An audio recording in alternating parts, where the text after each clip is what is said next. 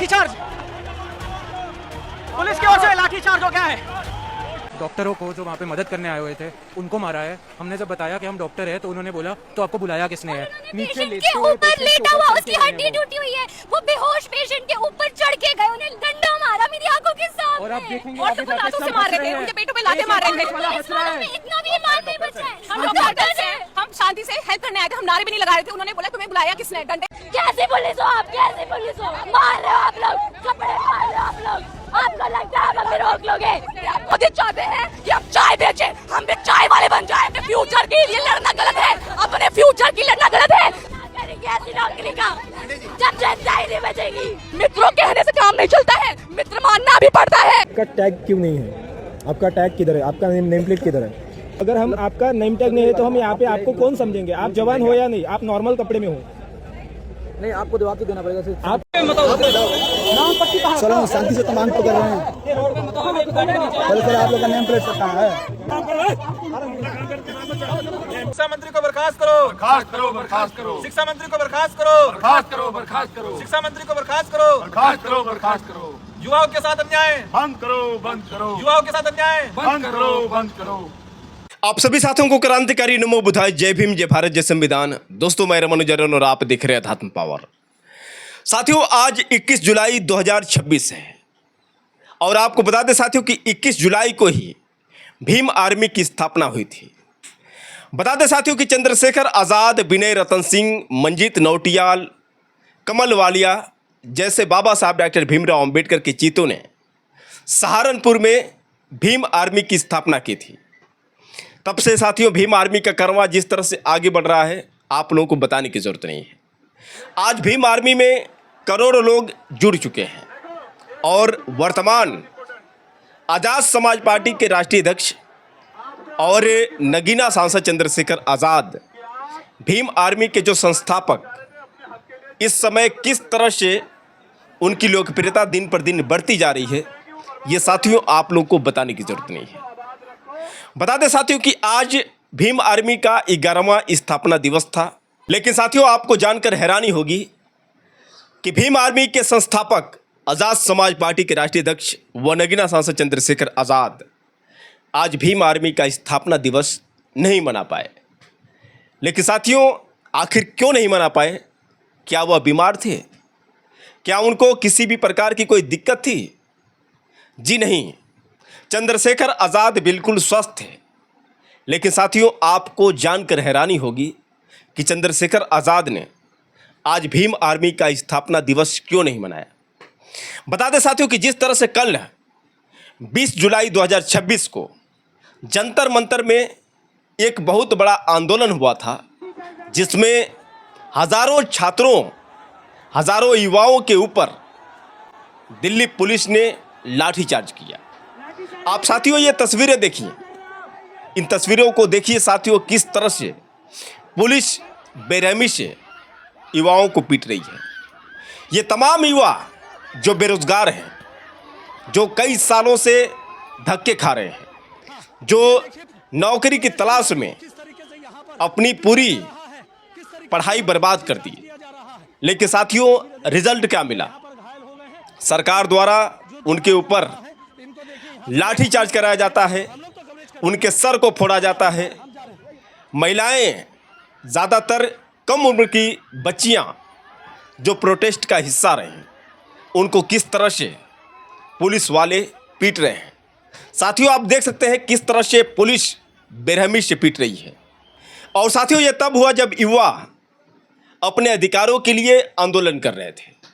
साथियों उनकी मांग कि पेपर जो लीक हो रहे हैं, पेपर लीक ना हो, जो शिक्षा मंत्री धर्मेंद्र प्रधान हैं वो इस्तीफा दें। और जिस तरह से नौकरियों में धांधली हो रही है, इन तमाम समस्याओं को लेकर छात्र आंदोलन कर रहे थे। साथियों महीनों से आंदोलन चल रहा था।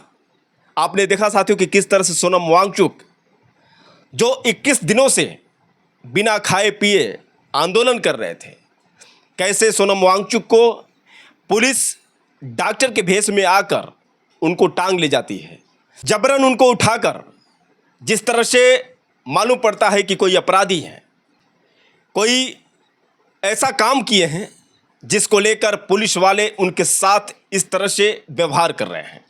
कुल मिलाकर साथियों, जिस तरह से किसी का अपहरण किया जाता है, ठीक उसी तरह से सोनम वांगचुक को उठाया जाता है।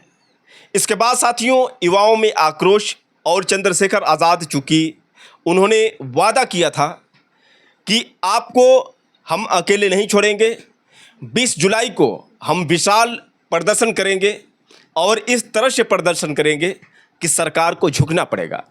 लेकिन साथियों, तानाशाही सरकार के सामने सारी कोशिशें नाकाम हुई, क्योंकि साथियों, जो चंद्रशेखर आज़ाद ने सोचा था, ठीक उसके उल्टा हुआ। चंद्रशेखर आज़ाद ने सोचा कि शायद युवाओं के आगे सरकार झुक जाएगी, शायद युवाओं पर सरकार तरस खाएगी। लेकिन साथियों, प्रधानमंत्री नरेंद्र मोदी हों या फिर बीजेपी के कोई भी नेता हों, उनके अंदर तरस नाम की कोई चीज़ ही नहीं है।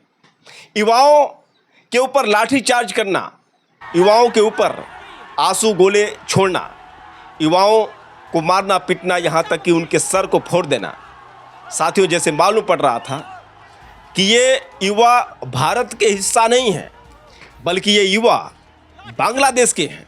साथियों, आप इन तस्वीरों को देखिए, किस तरह से पुलिस बेरहमी से पीट रही है।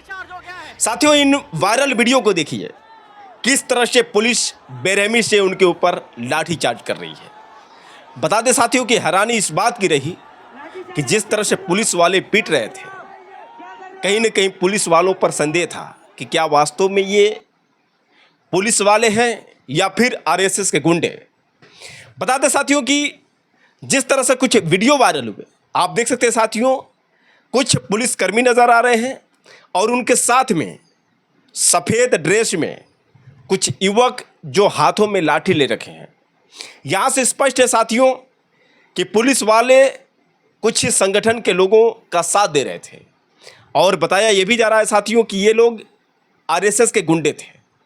और तो और साथियों, आपको बता दें कि कुछ ऐसे भी वर्दी में लोग थे जिनके नेम प्लेट नहीं थी, यानी वर्दी तो थी लेकिन साथियों संदेह था कि ये पुलिस वाले हैं या फिर फर्जी हैं। इस पर साथियों सवाल जो है पत्रकारों ने भी उनसे पूछा। आखिर किस तरह से सवाल जब पूछे तो उनके हाव भाव में कुछ डिफरेंट नज़र आ रहा था। कुल मिलाकर उनके चेहरे पर जो टेंशन थी इस बात की कि कहीं पता न चल जाए जिससे हमको सज़ा मिल जाए। आखिर किस तरह से पुलिस वालों के सामने पत्रकारों ने जब सवाल पूछा तो किस तरह से उनके पसीने छूट रहे थे। पहले आप ये वीडियो देखिए, उसके बाद हम सीधे आपसे बात कर रहे हैं। तो जी सर, आपका टैग क्यों नहीं है? आपका टैग किधर है? आपका नेम प्लेट किधर है? प्लीज़ आंसर अस। आपका नेम प्लेट किधर है? नहीं ऐसा क्यों सर, मतलब हम सबके पीसफुल है, प्रोटेस्ट सबके है, कर रहे आपके हैं। पास नहीं है। अगर हम आपका नेम टैग नहीं है तो हम यहाँ पे आपको कौन समझेंगे? आप जवान हो या नहीं? आप नॉर्मल कपड़े में हो? नहीं, आपको जवाब तो देना पड़ेगा सिर्फ। आप नॉर्मल कपड़े में यहाँ पे खड़े हो, हम कैसे समझे कि आप जवान है? तो दोस्तों, आपने देखा कि किस तरह से पुलिस वाले जो हिचक रहे थे, जिससे साफ स्पष्ट लग रहा है साथियों कि ये ओरिजिनल नहीं बल्कि डुप्लीकेट पुलिस वाले थे। ये आरएसएस के भेजे गए गुंडे थे। और तो और साथियों, जिस तरह से पुलिस वालों ने और साथ ही साथ इस तरह के फर्जी पुलिस वालों ने लाठी डंडों से और जिस तरह से छात्रों के ऊपर अटैक किया, साथियों इन तस्वीरों को देखने के बाद क्या आपको लगता है कि हम आज़ाद भारत के हिस्सा हैं? भले ही हमारा देश 15 अगस्त 1947 को आज़ाद हो गया, लेकिन साथियों आज भी जिस तरह से युवाओं को, हमारे देश के नागरिकों को पीटा जा रहा है पुलिस द्वारा, जैसे मालूम पड़ता है साथियों कि ये हमारे देश के पुलिस वाले नहीं बल्कि ये विदेशी पुलिस वाले हैं। और साथियों इन तमाम युवाओं को पिटवाते हुए क्या मोदी जी के अंदर किसी भी प्रकार की कोई दया नहीं आई? साथियों ऐसे प्रधानमंत्री का क्या हल होना चाहिए, आप लोग कमेंट करके ज़रूर बताइएगा।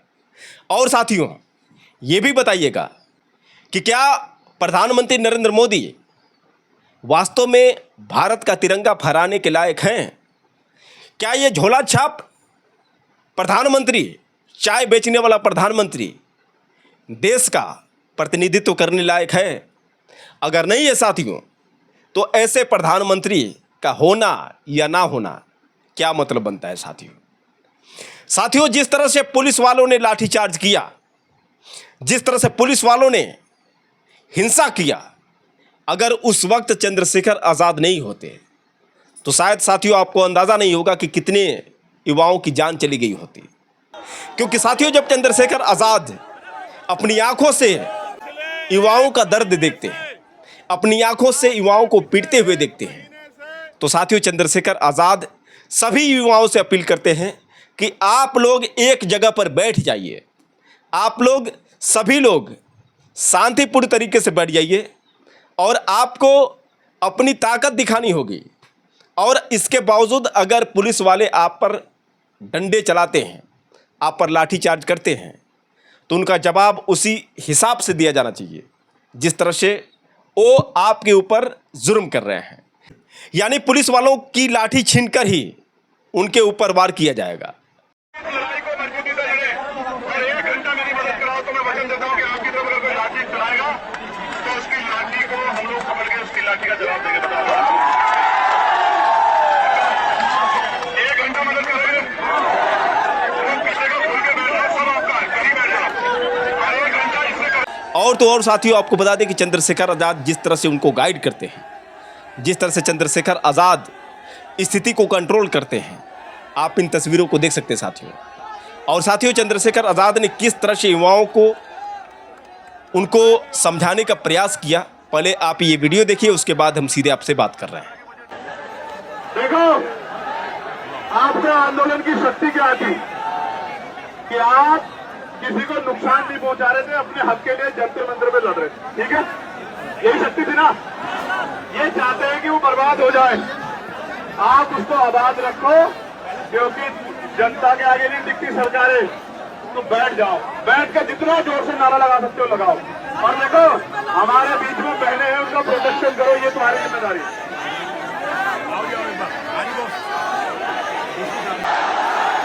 अब मुझे आप जिम्मेदारी दोगे कि लाठी चार्ज नहीं होगा, और मैं एक वचन आपको देता हूँ, और आपकी मदद भी करूँगा। लेकिन लाठी चार्ज हुआ तो मैं इनके साथ में रहूँगा। ये अभी बोलेंगे सर, बोलेंगे।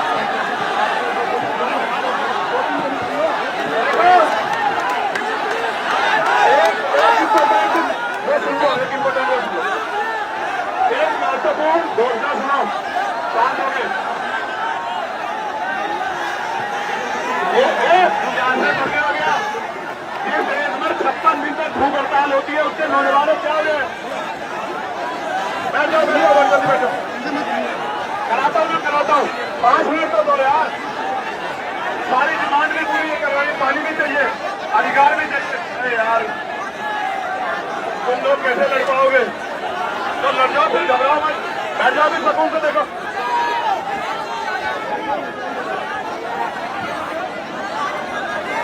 मेरी आवाज आ रही है? हाथ उठा के बताओ कहां तक आ रही है। देखो, यहाँ तो आंदोलन की ABC है, लेकिन पूरे दिल्ली में आंदोलन का DEF और XYZ तक है। सिर्फ यहाँ नहीं आंदोलन, दिल्ली के हर कोने में आंदोलन हो रहा है। सबको संभालना है।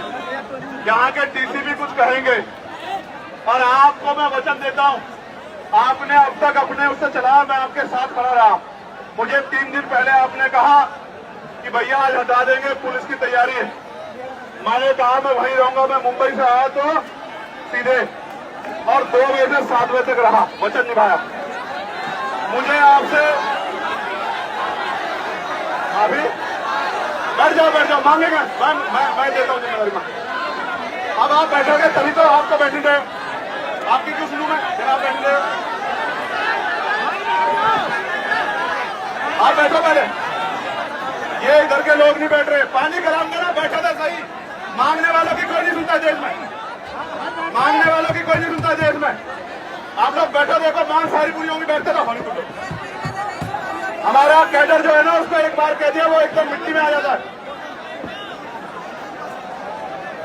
पहले मैं इनसे एक बात कहूंगा, फिर ये अपनी बात रखेंगे। जो आपकी बात अभी जो आपके साथ अन्याय हुआ उससे भी वो अपनी बात रखेंगे, मैं आपको विश्वास करता हूँ। भाई बैठ गया, देखो मैंने बैठो भाई, बैठो बैठो। अब बता दें साथियों कि चंद्रशेखर आज़ाद जब प्रदर्शन खत्म हो जाता है उसके बाद संसद में ठहरते हैं और संसद परिसर में ही रात 11 बजे वह धरने प्रदर्शन पर बैठ जाते हैं।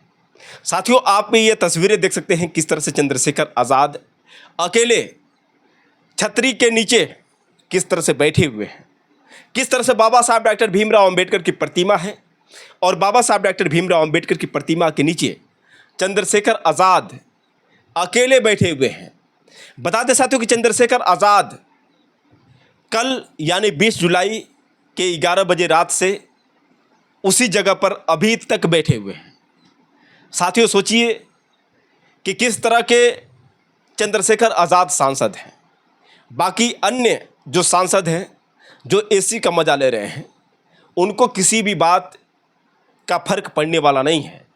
कुछ जो सांसद जो चंद्रशेखर आज़ाद के साथ पहुँचे और बता दें साथियों कि असदुद्दीन ओवैसी और हनुमान बेनीवाल, साथियों कुछ और सांसद जो चंद्रशेखर आज़ाद के पास पहुँचे और उनकी हिम्मत को आगे बढ़ाने का उन्होंने काम किया। बता दें साथियों कि चंद्रशेखर आज़ाद जिन्होंने पोस्ट किया और पोस्ट करते हुए उन्होंने लिखा कि कल जंतर मंतर पर बच्चों और बच्चियों के साथ जिस प्रकार का बर्बरतापूर्वक व्यवहार किया गया उसने मन की गहराई तक झकझोर दिया। मैंने जलियांवाला बाग का वह दौर नहीं देखा, लेकिन कल जो दृश्य सामने आए उन्होंने इतिहास के उस काले अध्याय की याद अवश्य दिला दी। लोकतंत्र में अपनी बात शांतिपूर्ण ढंग से रखना हर नागरिक का संवैधानिक अधिकार है। यदि उस अधिकार का उत्तर बल प्रयोग से दिया जाए तो यह केवल कुछ लोगों पर नहीं बल्कि लोकतांत्रिक मूल्यों पर भी आघात है। इसी पीड़ा और लोकतांत्रिक मूल्यों की रक्षा के संकल्प के साथ मैं कल रात्रि 11 बजे से संसद भवन परिसर में परम पूज्य बाबा साहेब की प्रतिमा के नीचे शांतिपूर्ण धरने पर बैठा हूँ। जब तक न्याय सुनिश्चित नहीं होता और इस घटना के लिए जिम्मेदार लोगों के विरुद्ध उचित कार्रवाई नहीं होती, तब तक मेरा यह लोकतांत्रिक एवं संवैधानिक संघर्ष निरंतर जारी रहेगा। आज आरएलपी के राष्ट्रीय अध्यक्ष एवं नागौर राजस्थान सांसद भाई हनुमान बेनीवाल जी, बांसवाड़ा राजस्थान सांसद भाई राजकुमार रोत जी और आरएलडी जहानाबाद बिहार सांसद भाई सुरेंद्र प्रसाद यादव जी ने धरना स्थल पर पहुंचकर मुलाकात की और अपना समर्थन व्यक्त किया और लोकतांत्रिक अधिकारों की रक्षा के इस संघर्ष में एकजुटता दिखाई। उनके इस समर्थन और सहयोग के लिए मैं तीनों साथियों का हृदय से आभार व्यक्त करता हूं। साथ ही तीनों सांसद 20 जुलाई को आंदोलन में घायल छात्र छात्राओं से मुलाकात करेंगे तथा उनकी स्थिति से संबंधित रिपोर्ट मुझे सौंपेंगे। जब तक सरकार छात्र छात्राओं से सार्थक वार्ता नहीं करती और उनकी न्यायोचित मांगों पर ठोस निर्णय नहीं लेती, तब तक हमारा यह शांतिपूर्ण लोकतांत्रिक और संवैधानिक आंदोलन निरंतर जारी रहेगा। जय भीम। तो साथियों यहाँ पर चंद्रशेखर आज़ाद जिन्होंने पोस्ट करते हुए ये बताया कि कौन कौन सांसद उनके साथ मिले। तो साथियों यहाँ पर चंद्रशेखर आज़ाद जो आंदोलन पर बैठे हुए हैं और बता दें साथियों कि लगभग अब 24 घंटे होने वाले हैं, लेकिन साथियों चंद्रशेखर आज़ाद अकेले संसद परिसर में बाबा साहब डॉक्टर भीमराव अंबेडकर के स्टैचू के नीचे किस तरह से प्रदर्शन कर रहे हैं। बता दें साथियों कि कल पूरी रात बारिश हुई और साथियों आप इस वीडियो में देख सकते हैं कि किस तरह से चंद्रशेखर आज़ाद छाता लेकर पूरी रात किस तरह से बैठे रहे। साथियों बाकी अन्य जो सांसद हैं जो अपने घर चले गए, लेकिन अकेला सांसद किस तरह से युवाओं के साथ चट्टान बनकर खड़ा है, कैसे उनके लिए उनकी आवाज़ बनकर उनकी ढाल बनकर किस तरह से सांसद चंद्रशेखर आज़ाद संसद परिसर में अकेले बैठकर धरना दे रहे हैं। बता दें साथियों कि चंद्रशेखर आज़ाद काफ़ी दुखी होते हैं तब जब सारे वीडियो वायरल होते हैं और उनका कहना है कि नेट की समस्याएं थी, नेट पूरी तरह से बंद हो गया था और जहां तक मैं था तहां तक मैंने स्थिति को कंट्रोल किया, लेकिन जहां मैं नहीं पहुंच पाया वहां पर जिस तरह से छात्रों के साथ बर्बरता की गई, जिस तरह से वीडियो वायरल हुए, और उसके बाद जब मैंने उस सारे वीडियो बाद में देखा, उसके बाद मेरे अंदर काफ़ी पीड़ा हुई। और साथियों, जिस तरह से चंद्रशेखर आज़ाद ने लाइव आकर वो सारी घटनाओं का जिक्र करते हुए वो सारी बातें बताई, पहले आप लाइव में चंद्रशेखर आज़ाद ने क्या कहा वो सारी वीडियो देखिए, उसके बाद हम सीधे आपसे बात कर रहे हैं। साथियों, जय भीम, जय भारत, जय संविधान, जय मंडल, जय जोहार, जय जवान, जय किसान, जय लोकतंत्र, जय विज्ञान।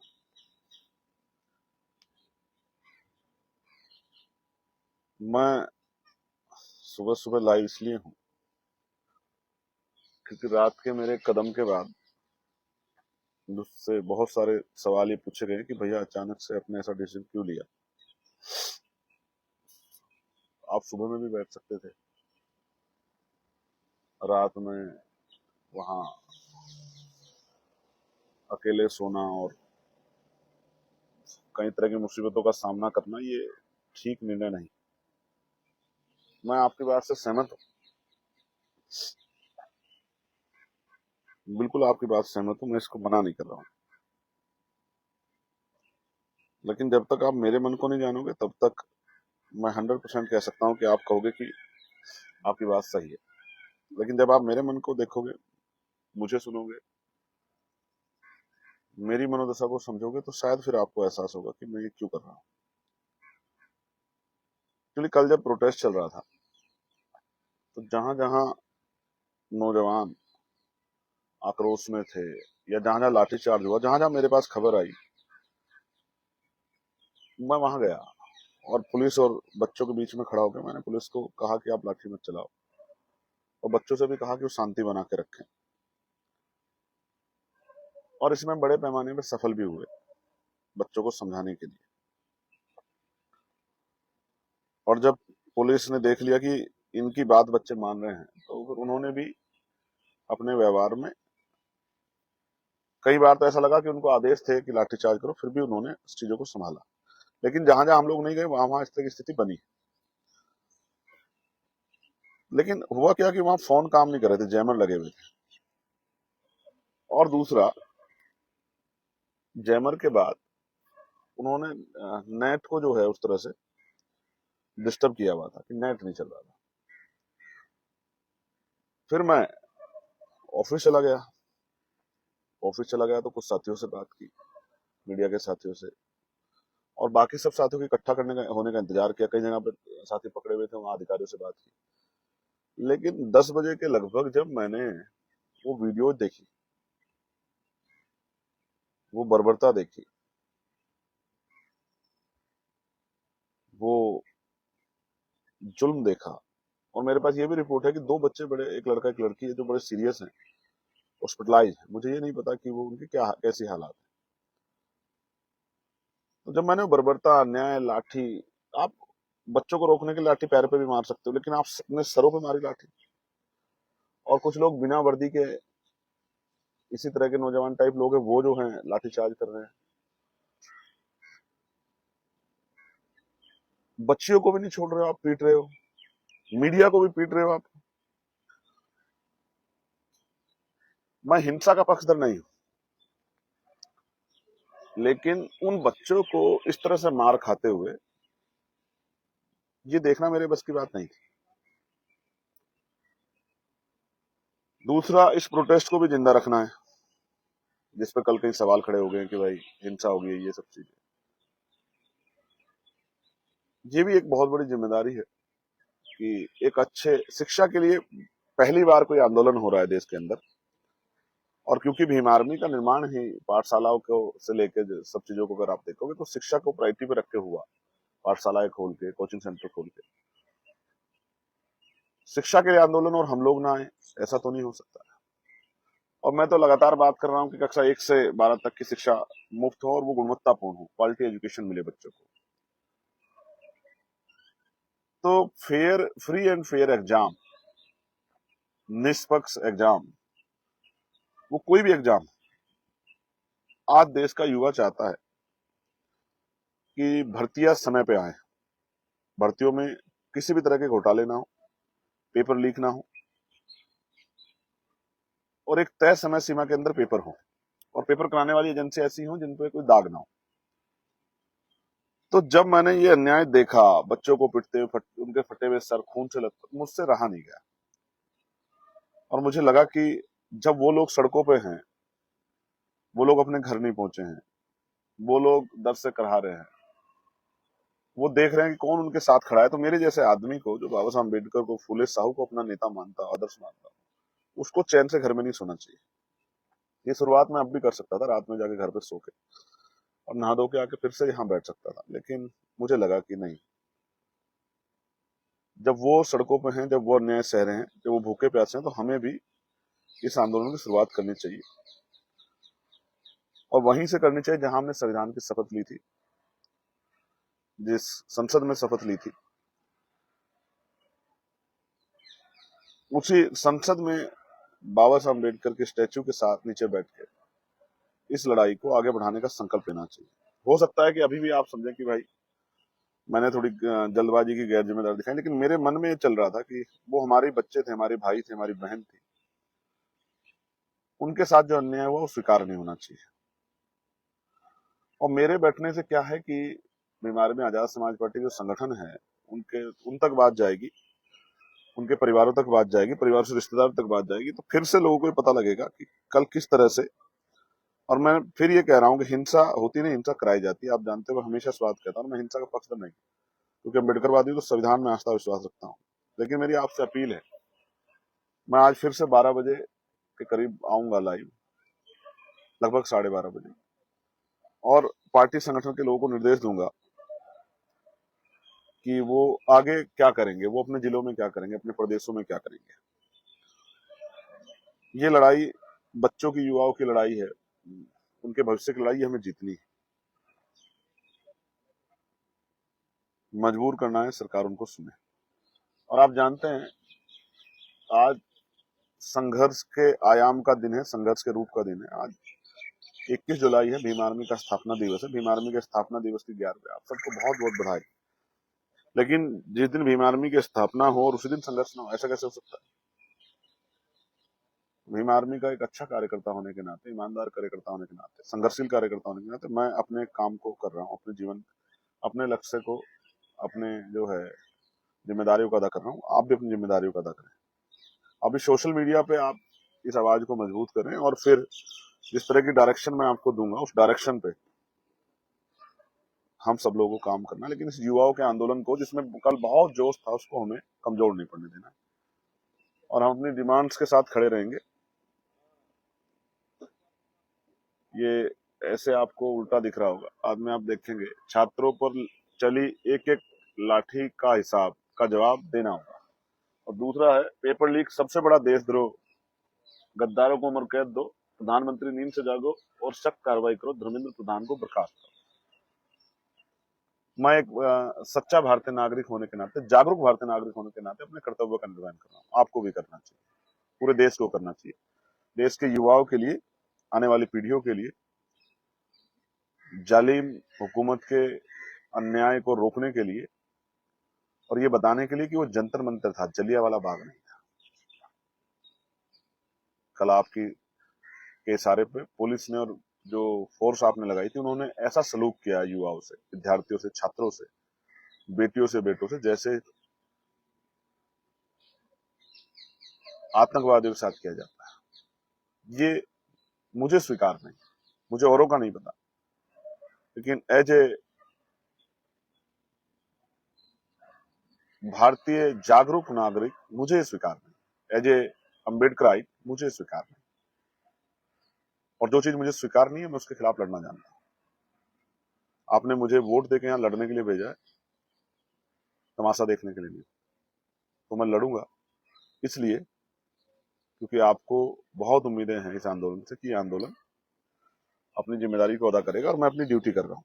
मेरी जान भी उतनी कीमती जितनी उन बच्चों की जो हॉस्पिटलाइज हैं या कहीं पकड़े हुए हैं या कहीं सड़कों पर बैठ के अभी भी आंदोलन चला रहे हैं, जिनके पास उम्मीद थी, कल तक उनकी उम्मीद नहीं टूटनी चाहिए। इसलिए हम लोग इस आंदोलन को आगे बढ़ाएंगे। और मैं फिर कह रहा हूं, जब तक मैं यहाँ बैठा हूं यहाँ चलाऊंगा, और अगर मैं जब बाहर जाके चलाने की बात करूंगा तो पूरे प्रदेश में, सारे प्रदेशों में जाके, देश भर में जाके, उत्तर प्रदेश के हर एक जिले में जाके चलाऊंगा। याद रखना मेरी बात। मैं भीम आर्मी आजाद समाज पार्टी का कार्यकर्ता हूं। मेरे पास इतना बड़ा संगठन है कि हर दिन एक जिले में जंतर मंतर बनेगा। आप मेरी बात को याद रखना।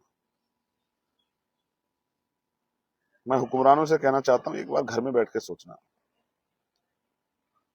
वो भी किसी के बच्चे थे जिनका कल खून आपने बहा, और वो क्या सीख के गए, क्या लेके गए। वो किसी पार्टी के वर्कर नहीं थे, मैक्सिमम लोग स्टूडेंट थे। आपने क्या दिया उनको और वो आपको क्या देते हैं, उनकी नजरों में आप कहां पहुंचे, ये आपको जवाब जो है आने वाले समय में जनता देगी।